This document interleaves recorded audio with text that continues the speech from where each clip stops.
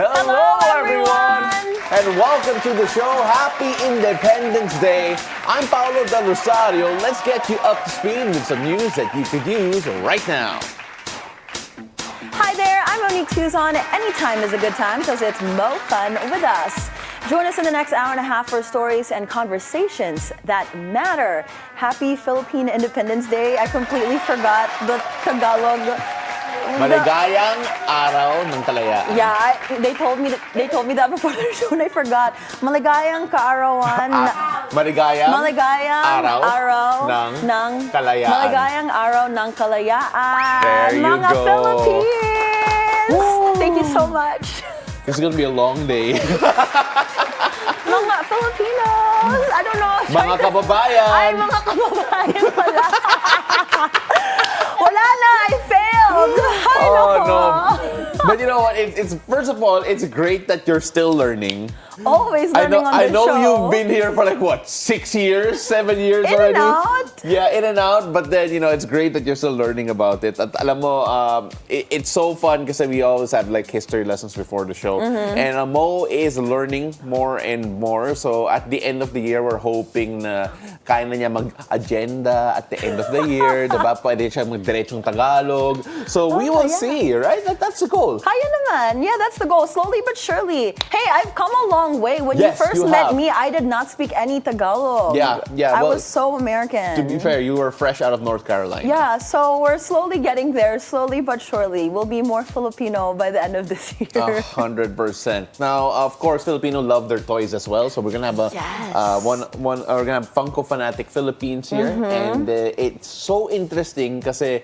Yeah, I had a chance to talk to him a while ago, and we were talking about how they're going to make it special this year because it's Toy-Con season. Toy-Con's tomorrow, right? Yes, Yeah. and he has a special Philippine themed Funko Pop that he's going to show us. Oh, I know one of like the best fast food chains here has a Funko Pop yeah, too. yeah. This one's interesting for the sports people as well, so I'm really interested in Oh, that. exciting. Yep. And since you mentioned fast food, let's talk about diets rin. Kasi OMAD, I think. Yeah. Sayang wala si Ann, Sayang no? nga, this is what Anne does. That's why she lost a lot of weight. But I want to learn how to do OMAD. If a lot of y'all are doing it, let us know how you guys think it's going. Yeah, have you tried OMAD before? Yes, I have. Pero nakaka-issue ngayon because, you know, some people may have gotten hurt with the way that they have done it.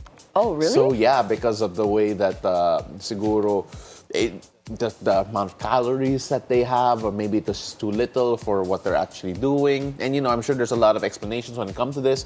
So, yeah, I mean, we're going to be talking about that also because it could be dangerous if you do not do it the right correctly. way. So we'll talk to somebody about that because I definitely want to try OMAD eventually. So let's see.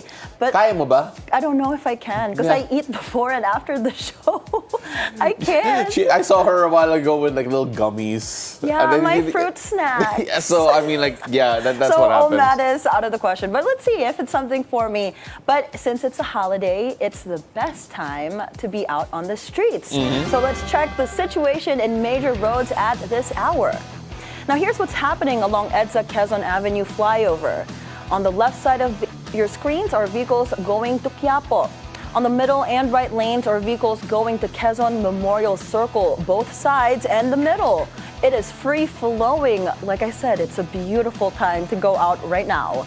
Now let's take a look at EDSA White Plains. On the left side of your screens are vehicles going to Shaw Boulevard.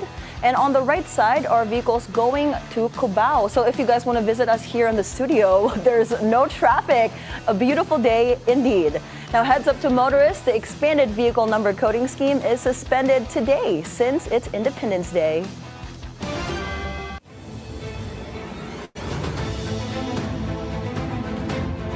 What's the weather going to be like this Thursday? Paolo has today's forecast from Weather HQ. Take it away, Paolo. Thank you so much, Mo. Let's take a look at the local weather where there are two weather systems that are currently influencing the country's weather.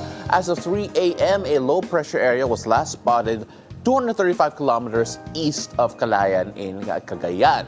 Now, Pag-asa says that this LPA has a strong potential to develop into a tropical cyclone within 24 hours. Now, it is moving north-westward, and if it intensifies, it is expected to approach near Taiwan. Now, at the same time, the southwest monsoon continues to affect Luzon, Visayas, and Mindanao, the western portion of Mindanao in particular. Now, as a result of the LPA, Batanes and Cagayan will continue to experience cloudy conditions with scattered rain showers and thunderstorms. Now, in addition, the southwest monsoon is causing heavy rainfall over Pangasinan, Zambales, Bataan, Occidental Mindoro, and the occasional rain in Metro Manila, La Union, Benguet, Tarlac, Pampanga, Bulacan, Cavite, Batangas, Palawan, and Antique. Cloudy skies with scattered rain showers and thunderstorms are expected across the remainder of Luzon and Visayas, including the Zamboanga Peninsula, Dinagat Islands, and Surigao del Norte, due to the southwest monsoon. Now, the rest of Mindanao will continue to experience partly cloudy to cloudy weather with possible isolated rain showers and thunderstorms. Now, Pag-asa has also issued a heavy rainfall outlook due to the prevailing southwest monsoon and low-pressure area. For today, moderate to heavy rains will also affect Batanes, Cagayan, Pangasinan, Zambales, Bataan, and Occidental Mindoro. For tomorrow, June 13, moderate to heavy rains will continue in Batanes. Pag-asa also warns that rainfall totals may be higher in mountainous or elevated areas and the impacts may be worsened by recent or ongoing rainfall. Currently, despite all of the weather systems, there is no gale warning in effect. However, moderate to strong winds are present in northern and western parts of Luzon. These conditions may result in moderate to rough seas with wave heights possibly reaching up to 3.1 meters. Small sea vessels are advised to exercise caution. Now, in other areas of the country, wind speeds are light to moderate and sea conditions remain generally favorable. Always stay safe, keep informed, and check the latest weather updates before setting out to sea. But that is it for Weather HQ at the moment. Mo, back to you. Thanks, Pal, for that weather update.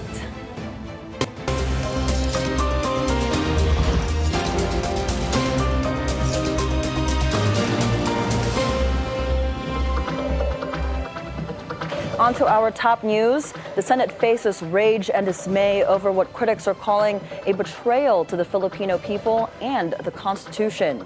That's after the Senate impeachment court voted 18-5 to return the articles of impeachment against Vice President Sara Duterte to the House of Representatives.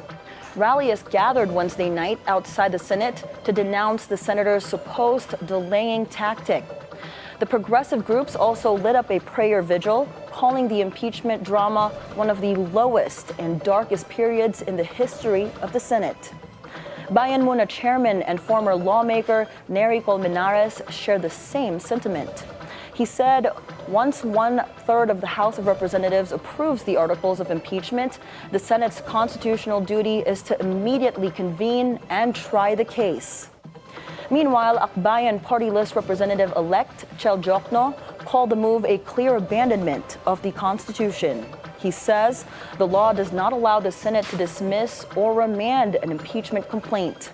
The veteran human rights lawyer argued this act may constitute grave abuse of discretion.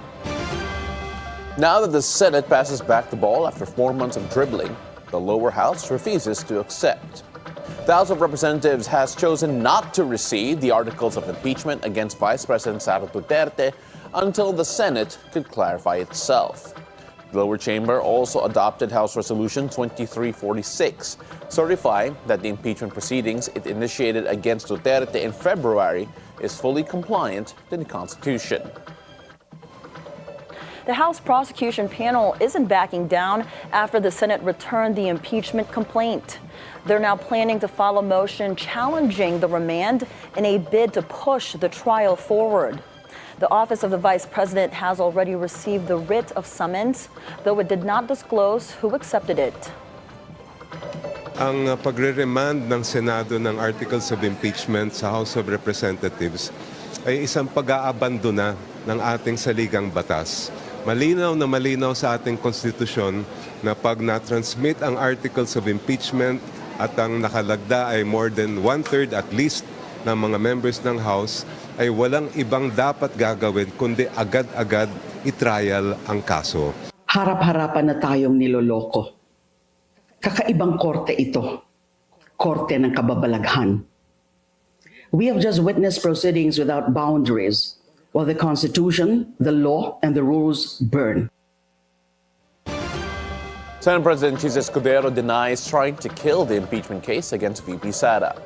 He explained that the Senate returned the articles to the House to confirm compliance with the one-year ban rule and to secure a formal commitment to pursue the case. He further insists the Senate is not equal to the House when it comes to impeachment, saying the latter is bound to accept the Senate motion to remand the case against the Vice President. Wala sa lugar para sa akin ang Kamara na hindi sumunod sa ipinag-uutos ng impeachment court. Hindi ito parang BICAM na kailangan naming mag-agree. Ito'y kautusan galing sa impeachment court na nakatuon sa prosecutor na isa lamang partido sa kaso. Escudero also rejects reports of a private conversation with President Marcos to scrap the trial, claiming their talks focused only on priority legislation. At yun nga yung naging dahilan, di ba? Inamin ko naman yun, nag-usap, nagkita at pinag-usapan yung mga panukalang batas para mahabol bago mag-adjourn ang session. The Senate has now formally summoned Duterte, who has 10 days to respond. The discussion on Vice President Sara Duterte's impeachment trial has reached the Supreme Court.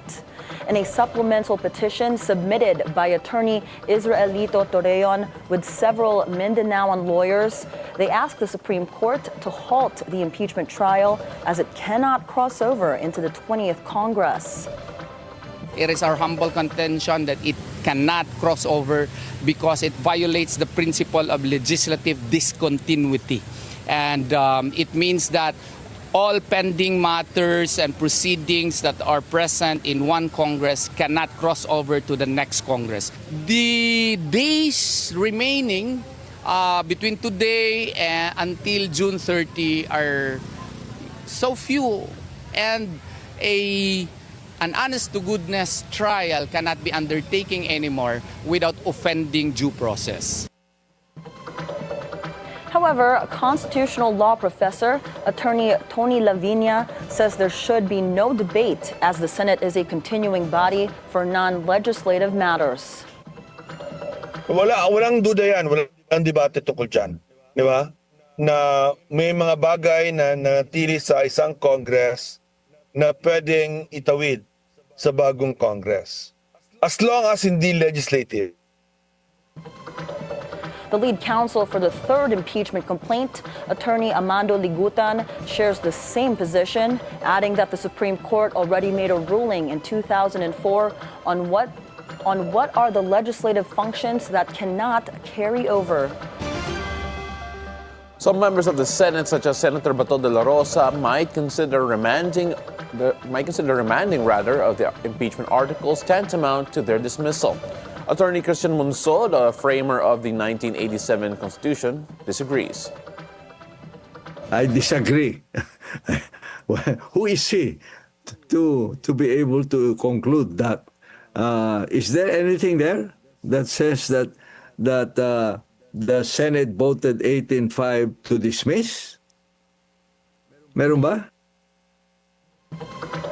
Monsod says the Senate's decision to remand the articles of impeachment have no legal basis. Pag binalik to remand, ibig sabihin na there's something missing or there's something wrong with the way you sent. And we're remanding you to correct whatever wrong or mistake you made. That's in ordinary proceedings. Ngayon, hindi ko maintindihan kung yung pinadala ng Senate na tawag nila remanding, what are they asking of the House? Other legal experts share the same opinion, including the former dean of FEU Law, Mel Santamaria. There is nothing in the Constitution, neither in the rules of the Senate, that they can remand the the articles to the House who already did their job. Nothing of that sort. So, by the clear wordings of the Constitution, to try and to decide, there was a violation already of that Constitution. Several senators took their final bow as the 19th Congress adjourns. Among them, Senator Bong Revilla, who lost in this year's midterm elections. Revilla narrowly missed re-election by placing 14th in the polls. Senator Nancy Binay, though, became emotional after she lamented the criticisms she got from netizens. But Binay said these made her tougher. The outgoing senator is set to replace her sister, Abby Binay, as new Makati mayor. Senator Coco Pimentel even quoted a Bible scripture in his farewell speech. Pimentel had been put on the spotlight near the end of his term, following his repeated pleas to proceed with the impeachment trial against VP Sara. Pimentel lost in his bid to become Marikina 1st District Representative in the May polls. The push to raise workers' minimum wage has stalled after the 19th Congress failed to ratify a final bill before adjourning. The House wanted a 200 peso daily increase, while the Senate proposed just half of that. But both sides never reached a compromise. Senate President Jesus Cordero said he would have welcomed the House adopting the lower Senate version, while House leaders insisted on a full BICAM debate. With no deal, the bill misses its chance to reach President Marcos for signature. Meantime, a labor group slammed the deadlock as, quote, unacceptable. Moving on to world news, tension in Los Angeles grows as authorities announce criminal charges against anti-ICE protesters. 2 men were arrested on charges of possessing an unregistered explosive device after allegedly throwing Molotov cocktails at police officers in downtown LA. Officials are also collecting video and looking at social media to identify others who may have committed violent acts. The protests are likely to expand until Saturday, when several activist groups have planned hundreds of anti-Trump demonstrations across the country, coinciding with U.S. President Donald Trump's 79th birthday. Over in sports, Alex Ayala overcomes a first-set deficit to beat Filipino Aussie Lizette Cabrera at the Lexus Ilkley Open. Ayala showed nerves of steel in a tense tiebreak to close out her first grass win of the season. Scores at 7-6, 6-3. The Filipina top seed will next face Swiss player Valentina Reiser in the round of 16. Ayala aims to build momentum on grass ahead of her Wimbledon main draw debut in 3 weeks. Here at home, a thrilling escape act by the Converge Fiber Xers in the PBA Philippine Cup. The Fiber Xers shocked the San Miguel Beermen Wednesday at the Ninoy Aquino Stadium, final score 100-97. Best player of the game, Shawnee Winston, had a game high of 25 points, while Justin Arana added 21 markers. In the first game, the Northport Batang Pier took down the NLX Road Warriors 113-108. Best player of the game, Cade Flores, had a solid outing for the Batang Pier, posting a double-double of 26 points and 15 rebounds. Meanwhile, Tom Thibodeau made sure to lead New York with a heartfelt farewell after he was dismissed as the Knicks head coach. In a full-page ad on the New York Times, Coach Tibbs said he is proud of everything he and the team accomplished during his tenure. These milestones include 4 playoff appearances and a campaign in the Eastern Conference Finals, the team's first in 25 years. Thibodeau also thanked the fans for believing in him. He also praised the Knicks faithful, for their immense support, which he said is something he will never forget. Thibodeau and the Knicks fell short of a dream campaign in the playoffs, losing to Indiana Pacers in 6 games in the Eastern Conference Finals. Now in entertainment, somber news as Brian Wilson, co-founder of the Beach Boys, has died at the age of 82. Known for creating some of rock's most enduring songs, such as Good Vibrations and God Only Knows, in a career that was marked by a battle between his musical genius, drug abuse, and mental health issues. Wilson's family announced his death on the singer's website, saying, "We realize we are sharing our grief with the world." They did not disclose his cause of death. A Manhattan jury found Harvey Weinstein guilty on sex crimes charge. The jury found the former movie mogul guilty of one of three counts he faced, which stemmed from his alleged assault of former production assistant in 2006. The jury has not yet reached a verdict on a third count, which charges him with raping aspiring actress Jessica Mann in 2013. Regardless of their eventual verdict on the rape charge, Weinstein faces up to 25 years in prison when he is sentenced. He has separately been sentenced to 16 years in prison following a rape conviction in California. Moving on to the lighter side of things, the Switch 2 becomes Nintendo's fastest-selling device. Selling 3.5 million units just 4 days after launch, taking the crown from its predecessor, the Switch, which sold 2.7 million in its first month. The new hotness bears many similarities with the Switch, but has a bigger screen and more powerful hardware. Demonstrated by its launch titles, which include Mario Kart World and Cyberpunk 2077. Sabrina Carpenter is back with a bold new era, announcing her 7th studio album, Man's Best Friend, set for release on August 29. On Instagram, the Grammy winner posted a photo that shows her on all fours with a mysterious hand tugging her hair. Of a dog wearing a collar that read, Man's Best Friend. Sabrina released the album's lead single titled Man Child last week. The new record follows her smash hit, Short and Sweet, which sold 10 million copies worldwide and earned her 2 Grammys. I am interested in the creative process of Man's Best Friend because the imagery used is interesting. I saw you laughing when I was reading on my prompter. I can see Pao snickering on my side. I didn't snicker. The face I made, I don't think was laughing. It was more... As a conservative guy? No. It was more of this. Wait, direct pa zoom in lang ng konti sa cam 3, okay? Are we ready? This is my face. No, that was not your face kanina. Ano ba? I was like, interesting. It was. Ay, nako, no, it was not. It was interesting. No, but my point is kept on zooming in.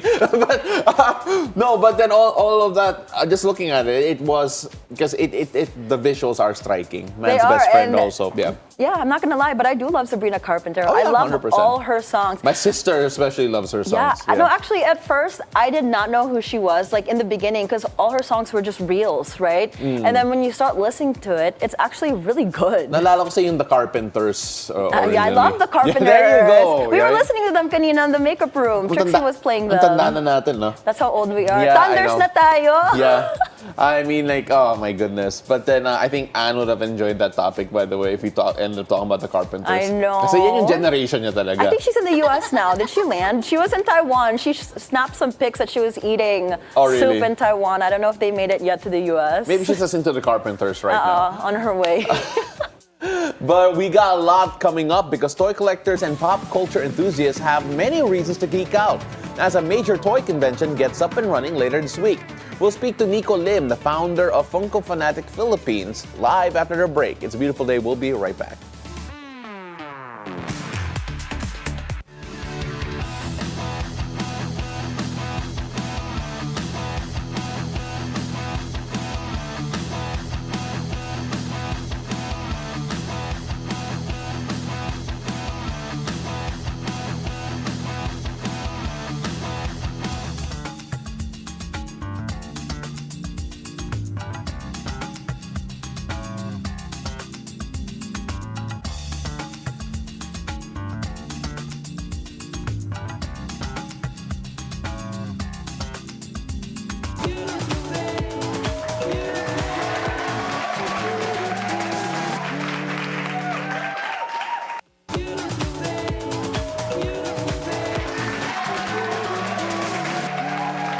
Welcome back. You're still watching It's a Beautiful Day. Now, it's that time of the year again. The country's legion of toy collectors and pop culture enthusiasts are coming out in full force for a major convention happening later this week.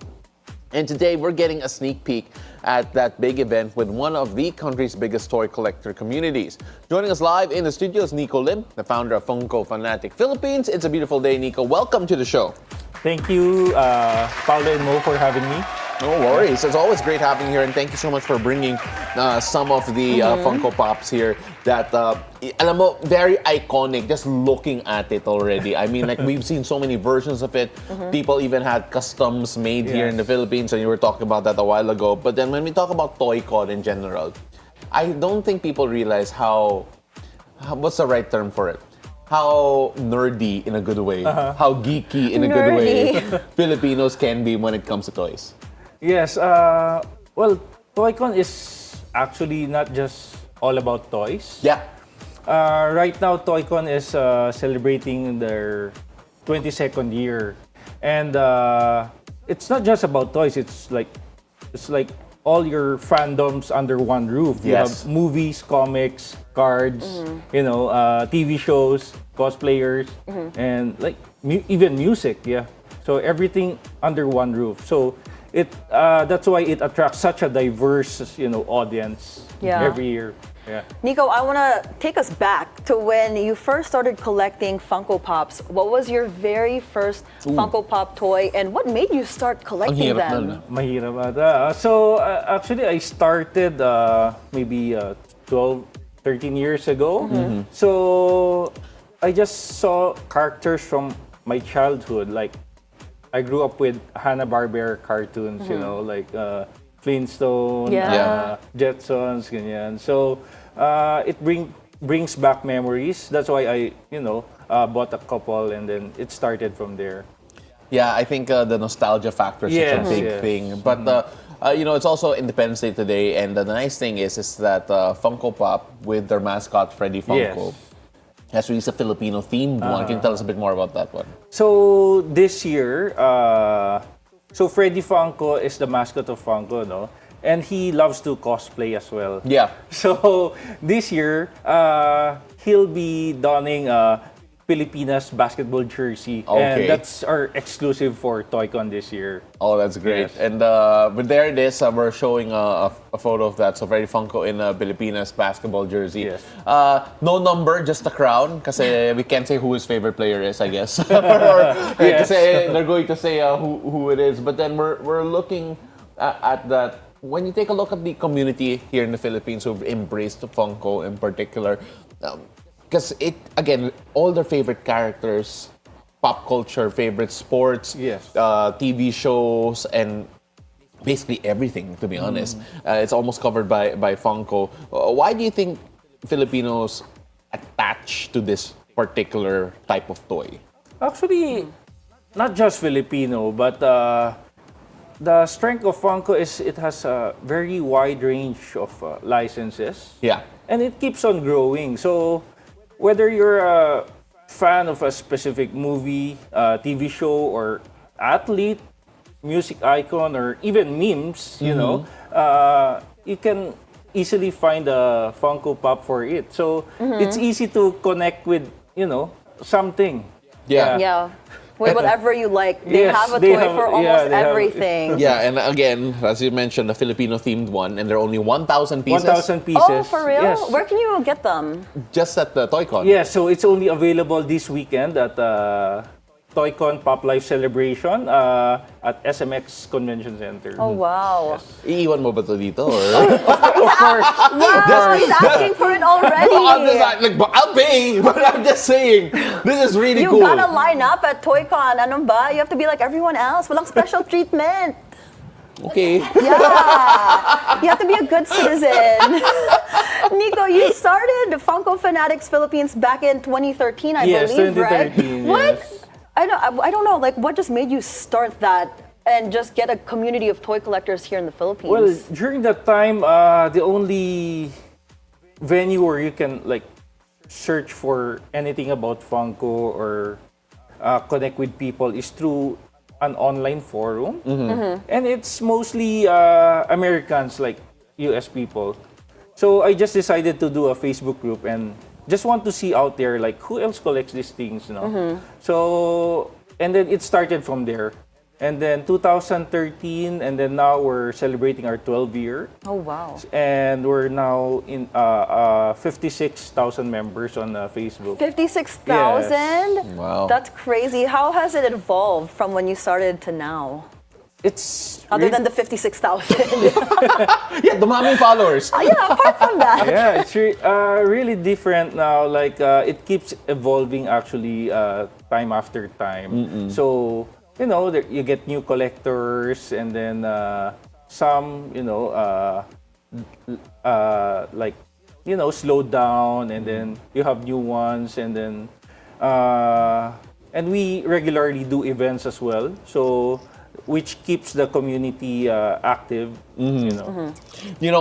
Just looking at, again, keeping the theme with yung Philippine Independence Day, it's not the first time that there has been a Philippine drop. There has been Darna, if I'm not mistaken, Jose Marichan, Marichan. which, in my head, every time I see it, it's Christmas again.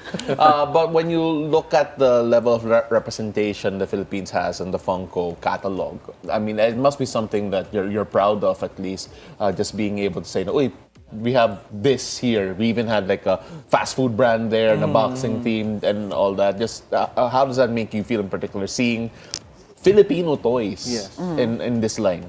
Actually, outside the United States, I think Philippines has the biggest is the biggest market for Funko. Really? Oh, wow. Yes, collectors here are very knowledgeable, very active, very passionate about their Funko collectibles, and we're being recognized now because Funko is actually opening their very first Funko store here in the Philippines. Wow, really? Yes. So When and where, if you End don't of this month at SM Mall of Asia. Oh, I can already imagine the lines for that. So it's very proud for all Filipino fanatics. Yeah. You mentioned earlier that Filipino collectors are very knowledgeable, and they have just a lot, I don't know, they're just a lot of passion when they collect. Yes. But what else apart from those, what do you think makes Filipino collectors stand out? I think compared to our Asian countries, Filipinos kasi are very we are more connected to Western culture. Yeah. And I think Funko is more Western rather than, like our compared to our Asian counterparts. Yeah. So that's why we easily connect with the licenses and the products that they release. Yeah. No, that makes a lot of sense. When you look at just again looking at this, we have a lot of NBA stuff here. Yep. WNBA, even the soccer item, the football item we have here is the American League. Lionel Messi in Inter Miami. When we look at the fact that there are lots of sports properties as well, do you feel that also connects to the Filipinos because of one, the way that we follow the NBA, and two, there was even a Funko Pop Filipino brand boxing at one point. Yes. When you put that all together, is that a way to connect to the Filipinos as well? Well, the local releases are initiated by us, you know. So I guess they saw how strong, the market here in the Philippines. That's why we are given such a number of exclusives. Yes. Are you seeing any trends right now with the young Filipino collectors? Well, right now the young ones, they're a little different from our, our time. I'm interested in the difference. Yeah, because like before, we just buy, Funko, right, from the store. And now, they're very picky, they're very sensitive about, box condition. They check the box if it's in good shape. Because before, when we started, we don't really mind, if there's like a small crease, You just want that, right? We just want the figure, you know? But now they take time. Like some even, they go to a store, they pick up like 5 of the same items, and then pick the best one. They really check. Actually, I do that though when I buy stuff. I'm very particular. I always go to the very back and have to make sure it's the most pristine condition. Yes. But how do you handle that? So when we speak about resellers and buyers, how do you handle the tension in that community? So may grading ba? Right now, wala pang grading. So, Really? yung grading nila is just, their personal opinion. Okay. So, sometimes they put it there like 9 out of 10, 8 out of 10, but it's just their own, opinion of Yeah. your item. Yeah, but eventually, maybe next time, we can have something like that. I have a theory. Do you feel that the boxes, people being very particular Yes. about its condition is because nagtitrend ngayon in general when people look at cards online and then the grading system and then they're saying that this is worth this much, this is Yes, worth that much. probably. Kasi grabe yung I've been seeing people making content on, for example, NBA cards Yes. or maybe Pokemon cards and then looking at every single detail and saying that this is the value of this because of that. Do you feel that that is now starting to cross over sa mga collectibles? A little, but not too much because PSA pala, they can grade Funko pala. Oh, they do? Yeah, but the collectors are not yet buying into it. Not everyone. Yeah, but I think they started na. That's PSA. super interesting. I didn't see he had cinnamon rolls. So cute. I love cinnamon roll. And then I just saw on the LED screen that you had, like you mentioned earlier, the Jetsons. So it's one of my favorite movies. Oh, I want to get my hands on those now. I think you got me hooked. I want to start collecting. But let's talk about what other people collect now. Because, apart from Funko Pops, people are collecting Labubus, Yes, right? yeah. Have you heard of that? Yes, of What do you course. think is, I don't know, like how do people get hooked on these toys? Not just Labubus. We see in like Miniso or Daiso, like all Right. those stores, they have the surprise boxes, Yes, right, yes. that they see. So how do you think these toy collectors get hooked on the different types of toys? Well, toy collecting is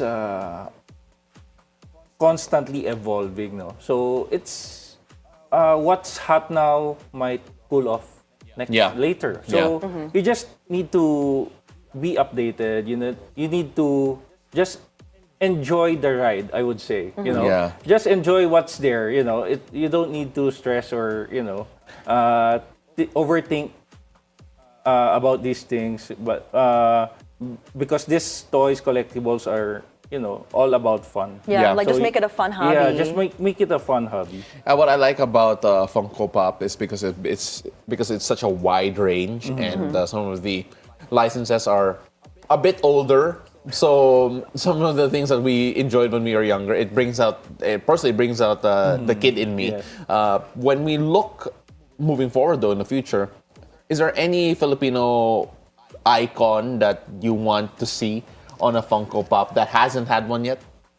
Well, there's a lot in my personal wish list. Yes. What's in the top? Siguro top 3 natin. Top three mo. Well, some are, like brands that are very popular here in the Philippines. Okay. But some are also sports personalities.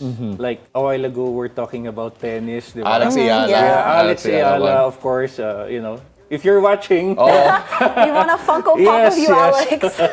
Actually, I wish we could have the moments. Can you imagine a Gilas Pilipinas one Yes, also? yes. That would be for- cool, actually. Huh? That would be cool. That would be cool, especially one dedicating Or- the Asian Games gold. Yes, Yeah. Or yes. Heidelin Diaz with the Yes. Olympic Carlos, gold. or Taloy sila Carlos. DJ. Yeah. DJ Obe. We're in a very good time for Philippine sports, okay? I'm really You enjoying have some it. great ideas for some Yeah. Funko Pops here in the yeah. Philippines. Also, Commentators rin, pwede rin. Philippine Heroes, we're looking at it. Philippine Heroes also. Yes, Okay. yes. That'll be That's great. a nice series also. that'd be Fantastic. Nikko Lim is the founder of Funko Funatic Philippines. Thank you so much for joining us today. We really appreciate you. For those who are interested to learn more about Funko Pop Philippines in particular, how do they do so? And of course, could you invite everyone to check you guys out come ToyCon? So, everyone, if you love Funko or want to learn more about Funko, just join us in our Facebook group, Funko Funatic Philippines. And of course, we'd like to invite everyone this weekend,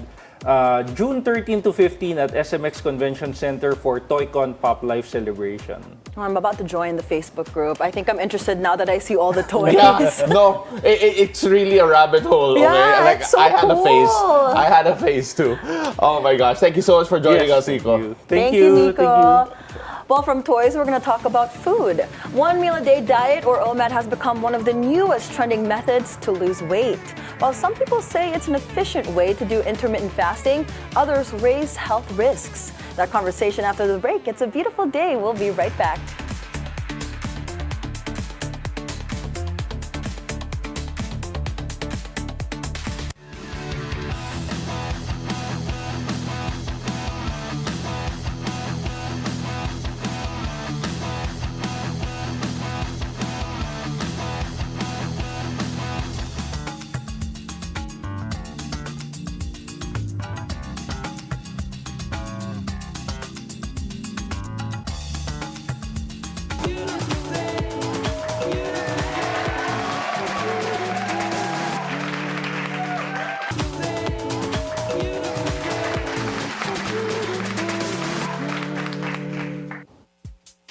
Hello, hello, welcome back. You're still watching It's a Beautiful Day. You've probably heard of OMAD, or one meal a day diet, which promises quick weight loss. The trending diet plan earned both praises for its efficiency and critics for its health risks.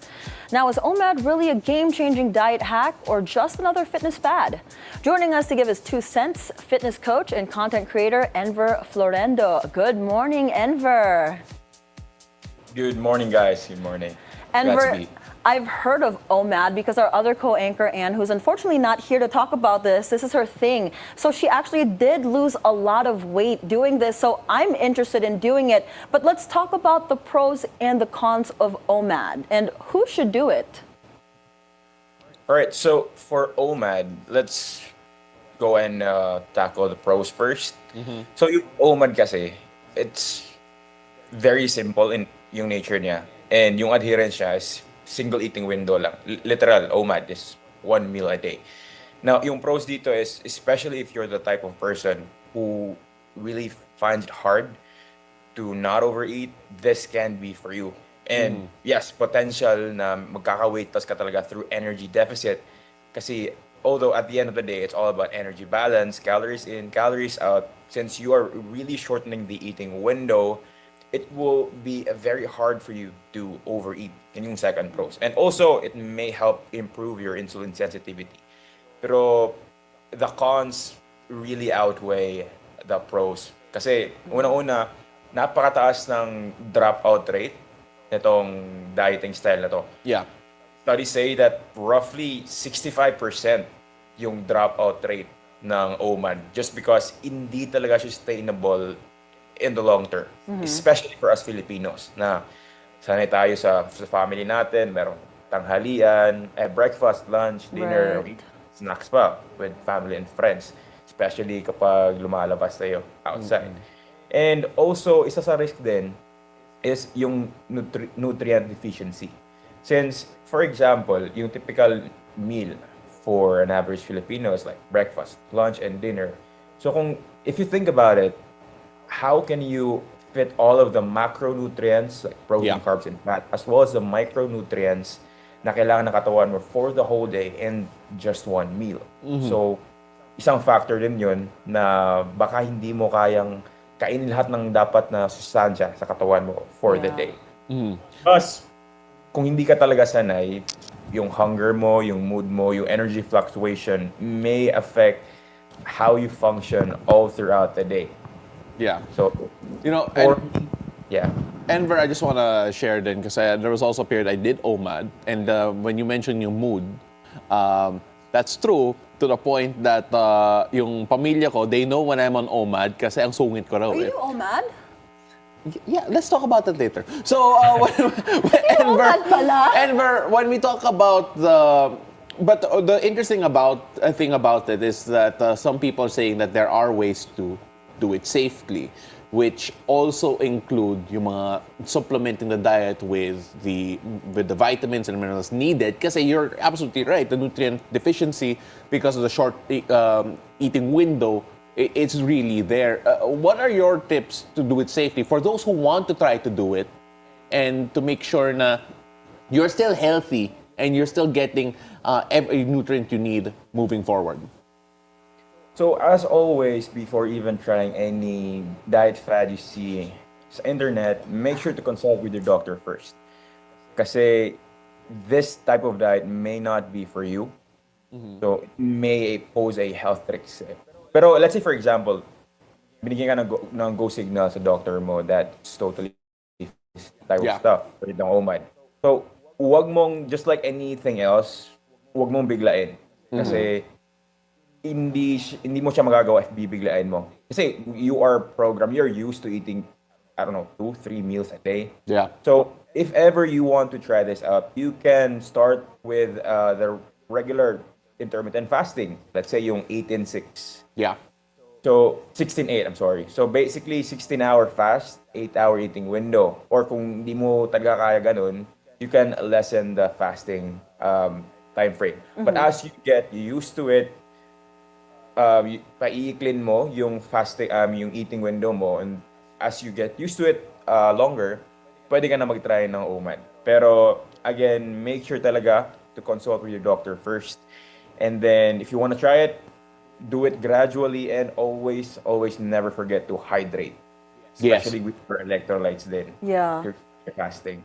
Now, you mentioned intermittent fasting. So when we hear intermittent fasting and OMAD, sometimes I feel like not just myself, but a lot of people, they think it's basically the same thing, right? Depending on how big the window is. And I heard intermittent fasting is also very, very helpful when it comes to boosting your metabolism. So let's debunk some myths. Is that true? Does intermittent fasting or OMAD affect the metabolism and actually helps it or not? Now, in terms of metabolism, I've read a study na yung benefits that you will get or yung overall weight loss is not really that significant when you compare it with traditional calorie deficit. So, in my personal opinion, I've been doing intermittent fasting not because of na nakaka-boost ng metabolism or whatnot. It's just that me personally, I am a big eater. So, it makes it easier for me to stick with my meal plan. Kasi technically, when I look at intermittent fasting, I look at that as just basically you're skipping breakfast. That's it.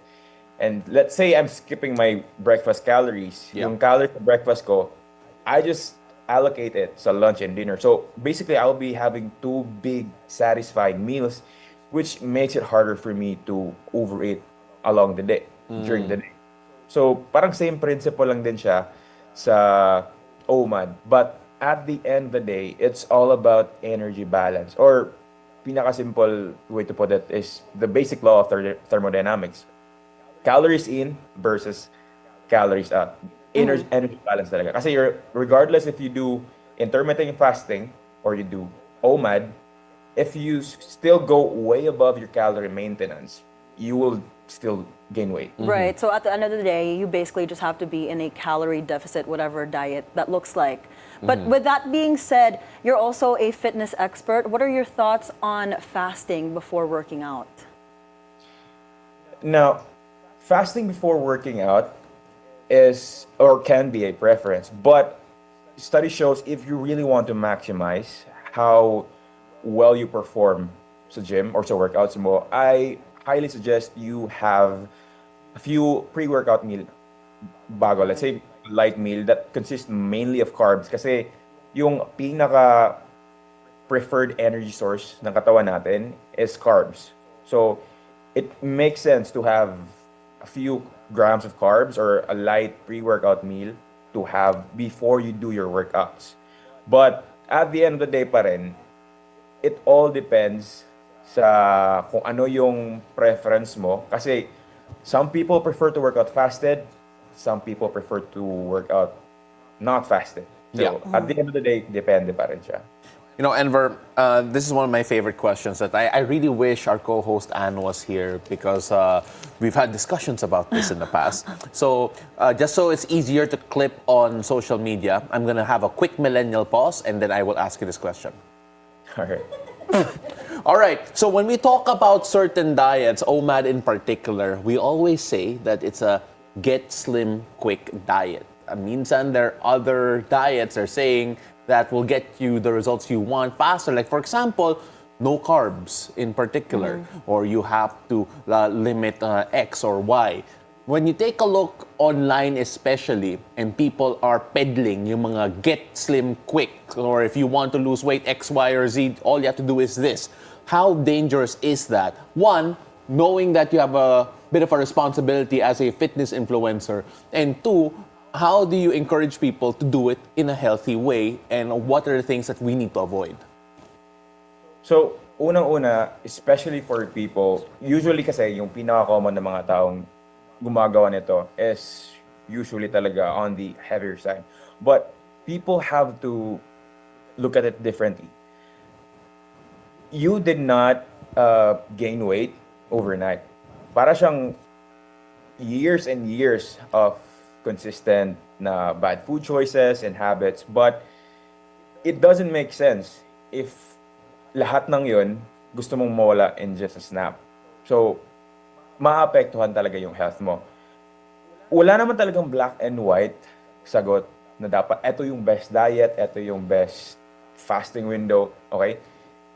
If you think about it, everything works naman as long as it's sustainable on your end. Kasi at the end of the day, you can try vegan diet, paleo, 1 meal a day, intermittent fasting, or low carb, kung anumang diet na gusto mo i-try. As long as it's sustainable on your end. Kasi if it's sustainable on your end, you can adhere to it. And when you can adhere to it long term, you will see results na sustainable siya, in which you don't have to really punish yourself for it. Well, since we're talking about OMAD now, because we can talk about this all day and all the different types of diets and how you should start. And not only that, we can talk about it more than once a day. Yeah. Sorry. Yeah, clever. Yeah, exactly. But anyway, Enver, so when people are looking at doing OMAD and they want to start, like you mentioned kanina, you have to have all the macronutrients and all that pasok in that 1 meal a day that you're having. So for those who want to start, what does that 1 meal a day look like? So, unang-una, depende sa goal mo. If you are trying to lose weight, if you're trying to gain weight, or magma-maintenance ka lang. So, you have to figure out how much macronutrients or overall calories per day yung kakailangan mo, depende sa goal mo. So, once you figure that out, syempre, ipa-plan out mo paano mo makuha itong certain macronutrients from whole foods talaga. So, make sure talaga, if ever you are trying to jump into this kind of diet fad, make sure talaga na you really plan it out. And I always say to people na whatever diet you may do, always prioritize whole foods, healthy foods. Kasi parang sinasabi ko palagi, eat healthy foods most of the time so you can eat unhealthy foods sometimes. That's what makes us human and pagiging sustainable on our end talaga. Balance. Yeah, no, I really enjoy that. And we're starting to wrap up here, but then you've mentioned sustainability a lot. And when we talk about yung sustainability when it comes to your diet, when it comes to workout, when it comes to habits, for those who are struggling with finding those particular habits, those particular ways and routines to try and get there, how would you suggest someone starts? Because I believe that's where it really begins, that to sustainably build that habit gradually rather than jumping in and going on the deep end, and then going from like 2,000 calories to like a 1-2 to try and lose your weight really quickly. So, unang-una, I think the most fastest way for you to get results is to follow someone who knows what he's talking about and ano yung value na makuha mo sa kanya. So, basically, if ever lang, in this scenario, you probably have some money to spare, then consult ka sa nutritionist, get a coach, knowledgeable coach, or even consult a doctor. Pero always talaga ang ginagawa ko, that's why I make these kinds of content, is for people na maging aware, for them to make good, educated decisions on their end. Kasi at the end of the day, iba pa rin tayo lahat ng katawan. And you have to, gagamitin mo critical thinking na, will this give me results na sustainable sa end ko? Right. And will I be happy doing this? Kasi usually, yung sinasabi ko talaga, if before even trying out something, think of like 1 whole year in advance kung kaya mong gawin to. If you think sobrang hirap pala ng 1 whole year, then probably that kind of diet, that kind of training program is not for you. So, make sure talaga, again, sustainability talaga. Kasi kahit napaka-intense pa ng program na pina-follow mo, kahit napaka-galing pa ng coach na kinuha mo, pero hindi naman sustainable on your end, you will end up getting burnt out and you'll go back to square one.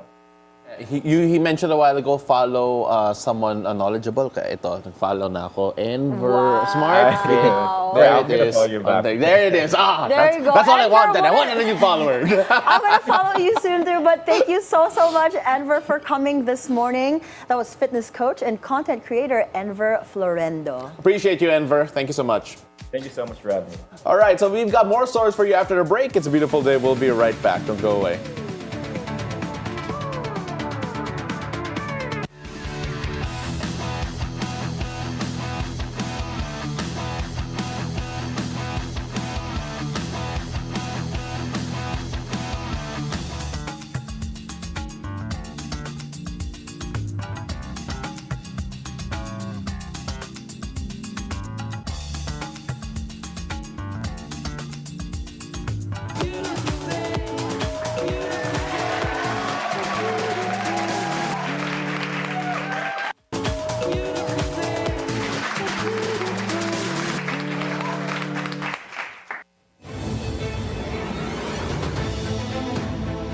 Welcome back. You're still watching It's a Beautiful Day. This is Weather HQ.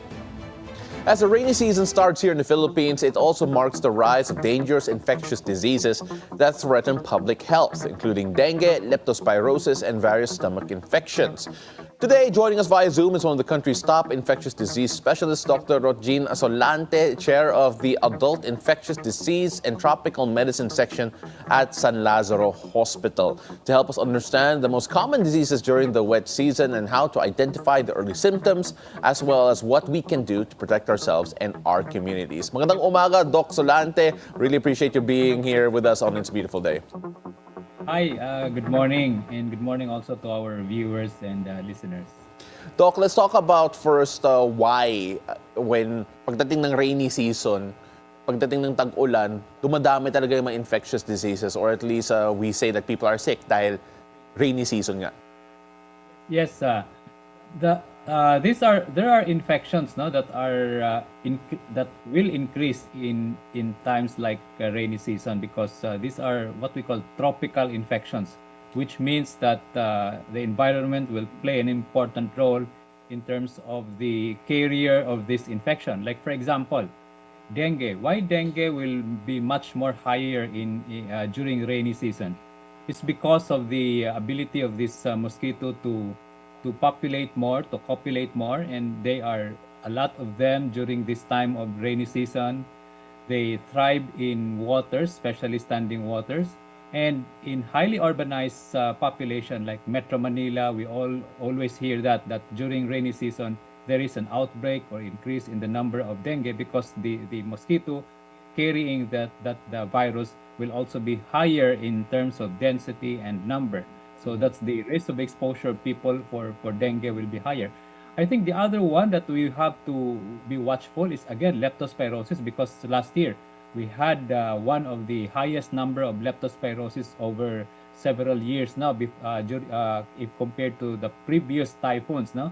And leptospirosis comes also with a very high mortality, especially among our population, the younger population who are outside working and exposed to this flooded waters. Doc, when we talk about, I want to focus on dengue first and foremost, because earlier in the year, we were able to actually see a spike in dengue when it was not the rainy season.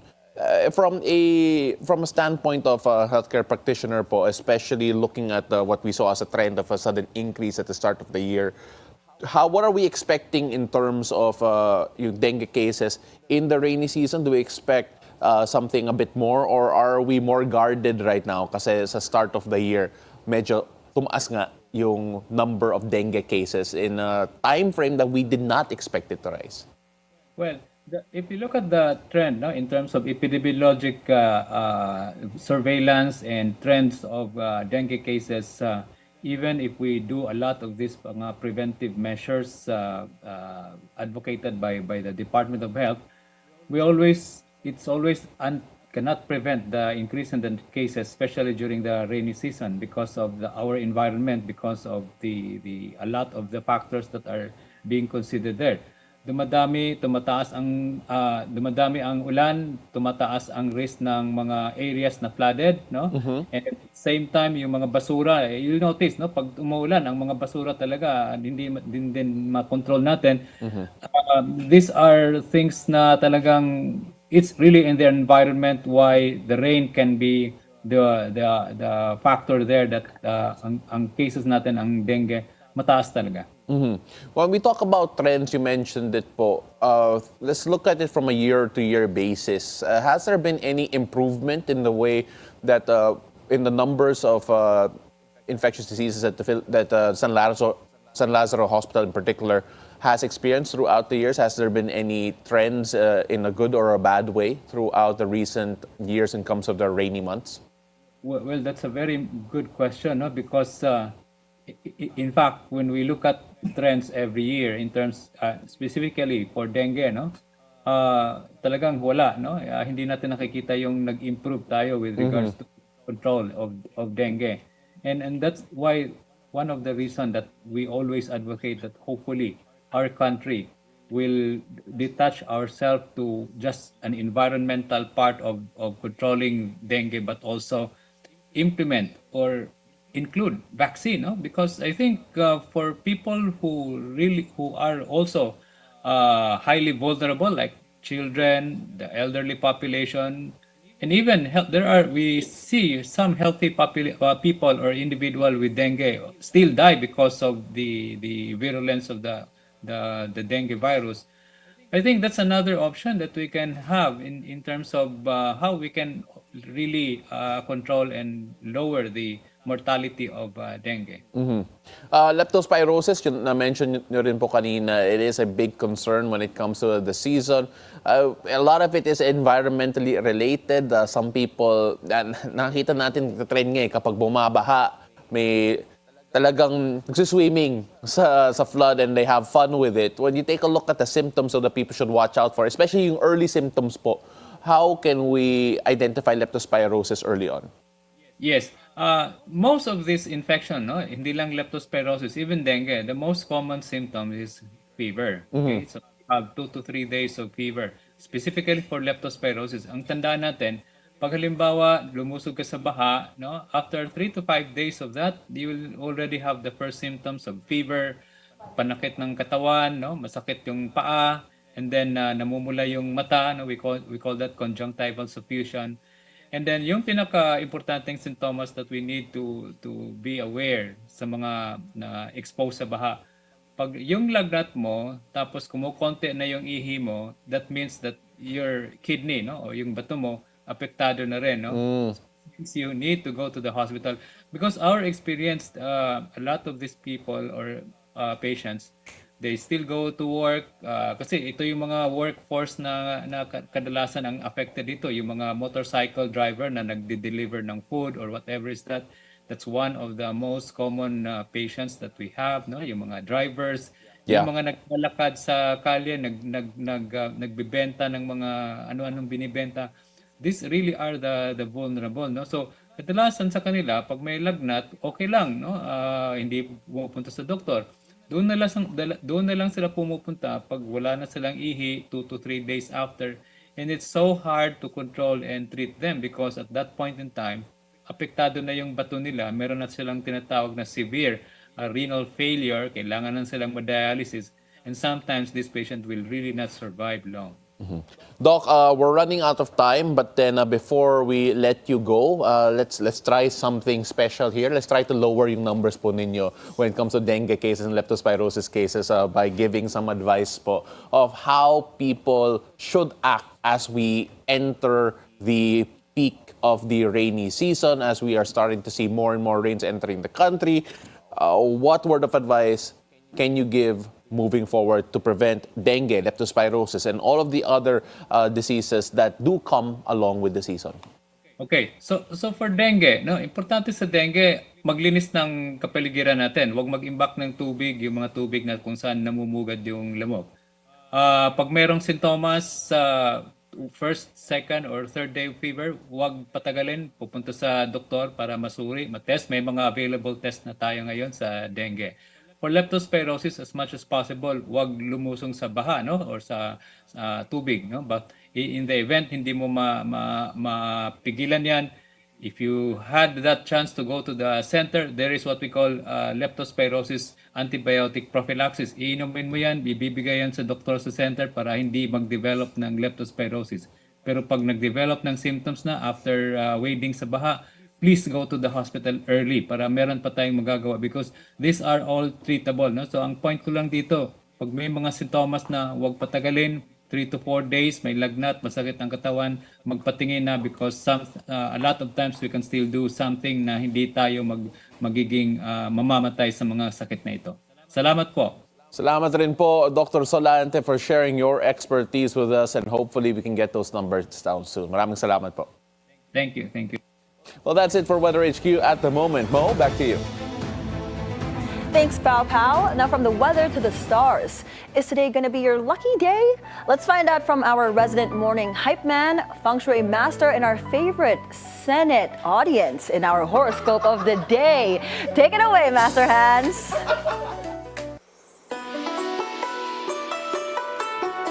Good morning! It's a beautiful day with me, Master Hans Kua. Ito po ang horoscope for Thursday, Independence Day. June 12, para sa mga pinanganak ng Year of the Rat, good day ito para mag-brainstorm ng bagong idea. Purple at 8. Ox naman tayo, maging bukas sa bagong opportunities. Sa love life, green at 1. Kay Tiger naman tayo, mag-ingat sa paggawa ng work-related decisions. Siena at 2. Kay Rabbit naman, maging practical sa gastusin para iwas utang. Bastard at 4. Kay Dragon naman tayo mag-exercise para mapanatili ang sigla. Lilac at 6. Kay Snake naman tayo, ang determination mo ay equals to success. Burgundy at 7. Ito naman, Care of the Horsey, ang romantic gesture mo ay magpapalakas ng connection nyo ni partner. Navy at 9. Kay Year of the Sheep naman tayo, iwasan ang pagpupuyat bigyan ng sapat na pahinga ang katawan. Health is wealth. Brown at 5. Kay Monkey naman tayo, ang isang matagal ng kaibigan ay maaaring maging espesyal sa'yo. Baka yan na. Turquoise at 3. Kay Year of the Rooster naman tayo, eat on time para iwas sakit White at 1. Kay Year of Dog naman tayo, spend quality time with your loved ones. Copper at 2. Sa mga Year of the Pig naman tayo, focus on your goals. Huwag maging negatron, negative-minded. Jade at 8. Paalala lang, ito pa'y patnubay lamang. Ang tunay na swerte ay nagsisimula sa pagiging totoo. Abangan na araw-araw ang horoscope of the day. Dito lang po sa It's a Beautiful Day with me, Master Hans Kua. Thank you so much, Master Hans Kua. Now on Love Hacks, we take a look at a new TikTok trend inspired by the newest heartbreak anthem of pop superstar Lorde. Take it away, Coach V.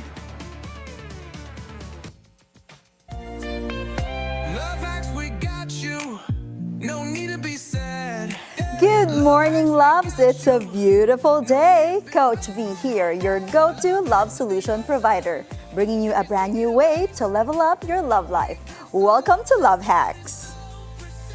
Today, we are tackling the viral trend that's got all TikTok asking, how did I ever date this man? It's called Man of the Year, inspired by Lorde's newest heartbreak anthem, where people post the most cold, delusional, gutless texts they ever received from their ex. And Will loves these texts, they're not just red flags, they are horror story. Mo and Pao? I miss you a lot right now. I'm sorry you feel that way. A simple it's over or something, like why just literally leave me with nothing? I don't get it. You're clearly just blatantly ignoring me now. Like, buddy, I'm sorry. You're either going to have to block me or tell me how it is. Ugh, please, bro, like this is honestly so unfair and I'm tired of begging. But I love you and I don't want to close this door when I still feel like there's a sliver of hope. it's over. Okay, thank you for letting me know. I love you. Totoong I was seeing my life with you no matter what you let me go through. Ayos lang kasi nga mahal kita. At aayusin naman as long as pwede pa. But a man who constantly leaves me isn't the kind of man that I want to spend the rest of my life with. Tapos, nag-reply ng corn. Ba't may mais? Wait! I don't get the corn part. Kasi, explain. Corny? Corny daw. After ang haba nung narrative nung girl, ang nireply lang ng man of the year, picture ng corn. Oh How my gutless God. and ruthless is that, Baka my wrong loves? send lang. Baka like... like, sorry Man of the year talaga, corn. Mais! Man of the year! Mais! Tsaka nakakatawa din sa'yo, after mo nag-open up ng heart mo, reply sa'yo, ano yun? It's over. It's over. Ganun Wow. lang. After all, my gosh. So this is the man of the year trend, my love. Isn't it funny? Yes. Relatable, painfully, but healing, nako. Let's take a look at it deeper. Scientifically speaking, according to Dr. Bessel van der Kolk, author of The Body Keeps the Score, relieving emotional wounds, especially yung through messages, can trigger your trauma loop again. So every time you reread a painful text, your brain lights up like it's happening again. Your amygdala can't tell, to be specific, the difference between the past pain and the present threat. So if you're going through those past messages again to join the trend, you can relive the same pain. So instead of laughing it off, you might find yourself back in that breakup spiral. But now, with background music nga lang and filters. Now, Pao and Mo, have you had experience wherein you were pouring your heart, tapos biglang napaka-nonchalant ng reply sa inyo ng ex nyo? Feeling ko ganyan si Mo nonchalant pag-reply Sobra. Forever nonchalant ako. Oo, feeling ko. Maybe when I was younger, maybe. I'm not quite sure. So you're like that? Yung tipong magsisend ka ng corny after nag-open up ng heart nila yung No, girl. okay. I want to clarify. Si Mo yung magpapadala ng mais. Wow!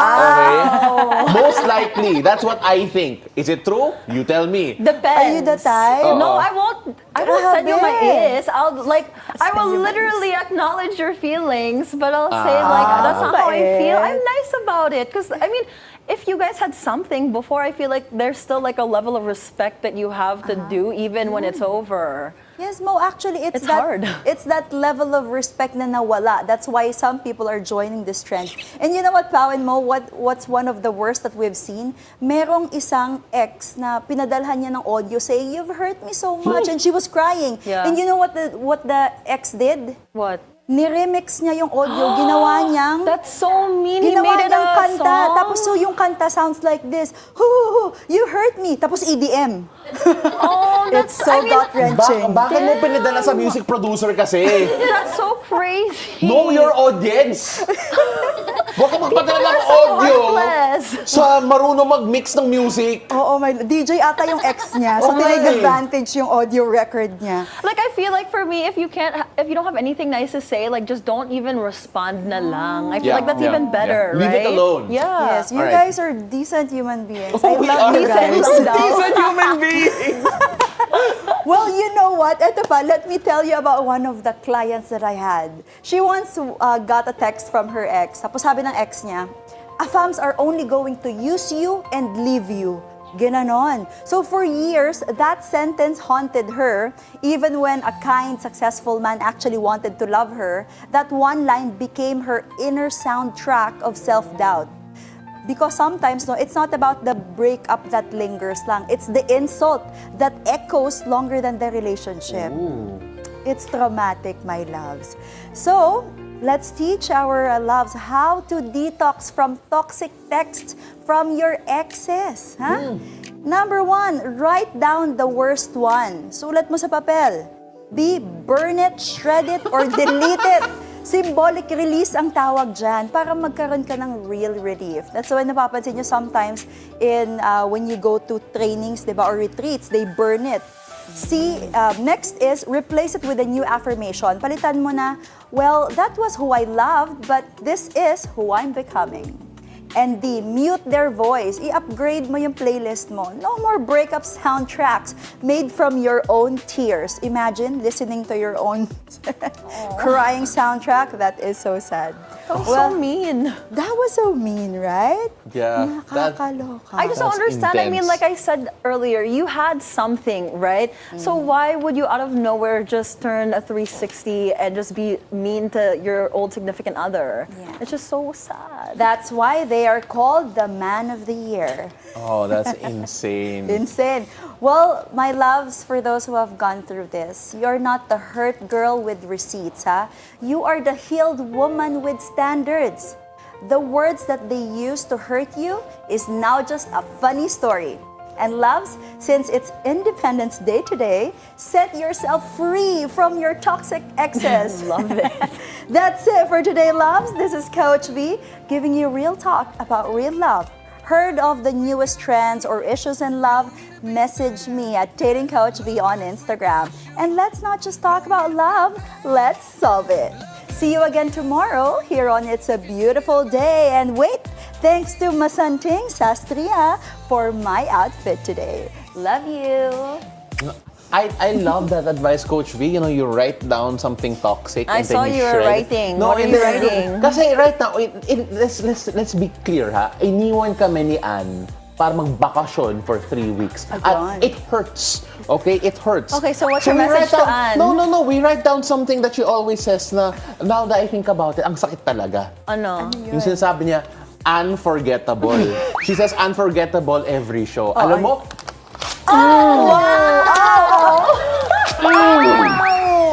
Ay. Ayan, better? Na-release mo na ba, Pao? no, we still miss Ann. Ann, balik ka dito, ha? Alright, Ann. All joking lang yan, Ann. Come back. Alright, please. Grabe. She's on the plane. She's not watching She's naman. on the plane. We're sending it to her. We're sending it to her. Coach V, thank you so much. You're welcome, Hopefully my some love. people could use that advice, right, Mo? Yeah, no, honestly, and I just want to add real quick before we leave, if your guy or girl responds to you in that way, use that as well as like you getting over them, because if they can treat you like that with disrespect, then clearly that's their true colors. So Yes. just move on. Ayun. You're right, Mo. Thank you so much, Thank Coach you, V. That is it for us this Thursday, June 12th. Ann, balik ka please. Happy Independence Day. Thank you so much for joining us. I'm Paolo del Rosario. And I'm Monique Tuzon. Happy Independence Day as well. I hope you guys stay safe this rainy Thursday. Join us again tomorrow at 7 a.m. to 8:30 a.m. only here on It's a Beautiful Day.